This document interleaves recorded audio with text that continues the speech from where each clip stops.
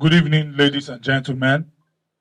Sequel to the JAC meeting of June 2024, where intense deliberations were made and resolutions reached on measures to adopt in improving the lives of our people at the grassroots and the swift release of allocations due the local government councils, we, the members of ALGON River State Chapter, state as follows. We thank Mr. President Senator Ahmed Tinubu for the timely and unhindered release of allocations for the various councils.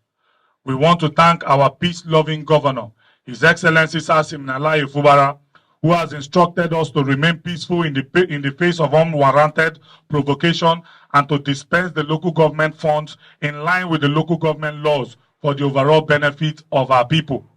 ALGON River State Chapter disassociates itself from the planned protest from the 1st of August 2024 by faceless individuals against the government and policies of President Tinubu. We state categorically that we are committed to cascading the key objectives of the Renewed Hope agenda of Mr. President in our various local government areas. We hereby call on our people to discountenance any planned protests as measures are being put in place to cushion the effect of the economic situation. We recall earlier today that immediate past local government chairmen made inciting statements bordering on claims to perpetuate themselves in office they had constitutionally ceased to occupy at the efflution of time on the 17th of June 2024.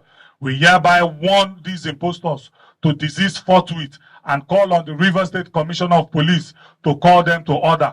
We as ALGON also condemn in strong terms the attack on our members, the chairman of Ikwerre local government area and that of the chairman of Obio local government areas, who were mindlessly attacked by rogue police officers and rogue individuals. This attack, we speak against it in strong terms and also call on the Inspector General of Police to call these rogue police officers to order, because it is obvious that the police has now become an armed support group of these people who are supporting the FCT minister and has also decided that River State will not be peaceful. But as ALGON will say, enough is enough.